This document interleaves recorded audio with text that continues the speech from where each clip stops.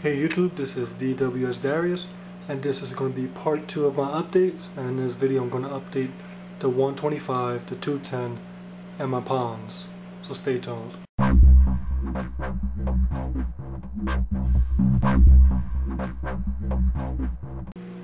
Okay, so like I said in my previous video, I'm not going to have too much time on my hands, so I'm going to give you guys an update on the tanks.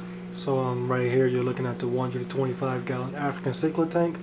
In this tank I have Mabona, Haps, and Peacocks. I have cichlids from Lake Malawi, Lake Tanganyika, and Lake Victoria, and a few other non-African cichlid, well, Great Rift African cichlids. I have a pair of jewel cichlids in this tank.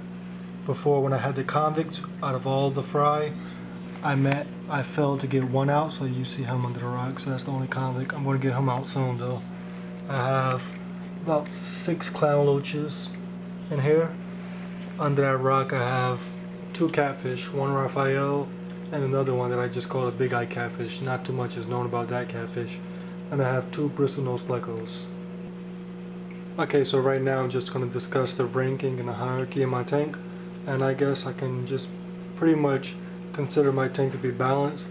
I have Mabona, Peacocks, and Haps, and no deaths, no casualties in a while, so I think that's pretty good.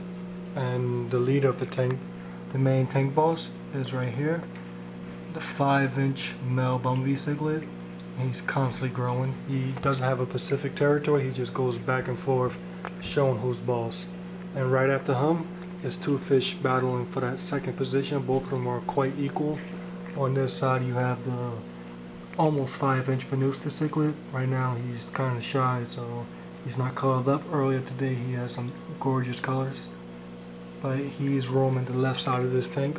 This rock structure over here is ruled by him, and on the left side you have the red top cobalt, and this fish pretty much owns this side of the tank. Right now he's a little scared because the bumblebee is over here messing with him, but those two are battling for that second position. So if the bumblebee was to leave, it would be between the Venustus and that guy back there to take over. Now after those 3 fish, it's pretty much hard to place everybody else in their rank, because I guess they're all in that middle ranking and there's a lot of going back and forth. I think after those though, it would be this guy to be the next. After the Venustus and the red top cobalt, he will come next in the hierarchy, followed by this guy.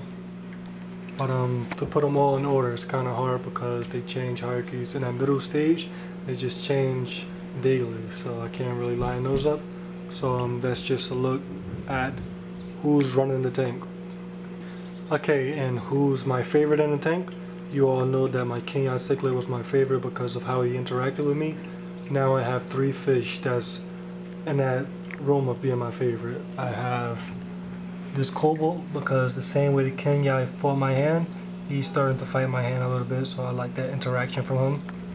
I have the Venustus because he's just growing wonderfully, so he's a possible favorite. But I also have this guy. I just love the colors in this guy. I get him right there. I get red, black, green, and yellow from one fish, so that's just awesome. So out of these 3, those would be my favorite. So this has been a look at the 125 gallon tank. Okay, so next we have the 210 gallon monster tank, the predator tank, the tank of the big boys. And things have changed a lot in this tank. As you can see, the only fish that you see right now are the 3 big ones: the albino tiger oscar, the silver arowana, and the peacock bass. That peacock bass brutally attacked the smaller one, so now he's in a pond trying to recover. He's recovering nicely though, but those are the main stars of the tank. They're not the only ones in here. I have the jaguar cichlid still in the cave, and the chocolate, as you can see in the reflection, she's just constantly laying eggs in the back there, so she's staying to herself. I have a little Synodontis eruptus catfish hiding behind that log, and inside the log I have a bitcher. So that's the fish that I have in this tank.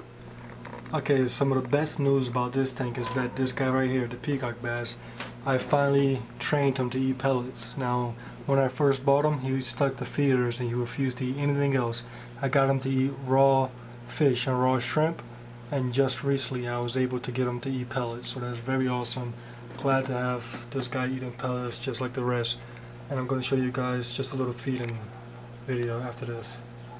Okay, I want to get you guys some top of the water action so you can see his back, and the pellets are in. So yeah, now he's finally eating pellets, which is awesome. Before he refused water, and he gets kind of messy with it too, but before he refused every other type of food, and now he's finally eating pellets. So that's just a great advantage for me now. Okay, so here's the biggest of all my aquatics, the pond, and if you thought like the fish in the 210 were monsters, wait till I get my GoPro, because you're going to really see the monsters in this pond. I'm going to show you guys a feeding video. In this pond I also have my tiger esker from before and the small peacock bass living here, but a few African cichlids. Before the winter comes I got to pull them out, but they're doing awesome. The African cichlids, there's tons of algae for them, and it's just awesome to see the tropical fish surviving out here in the pond.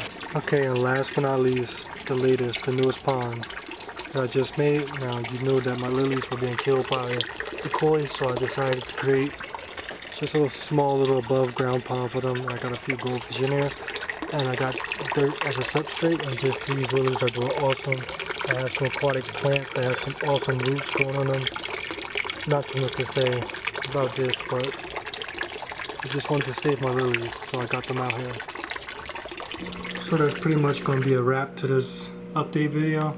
Now, if you like this video, don't forget to hit that like button. If you want more, make sure you hit that subscribe button. And don't forget to comment and share this video. And as always, I want to thank all my subscribers and all my supporters. And just thanks.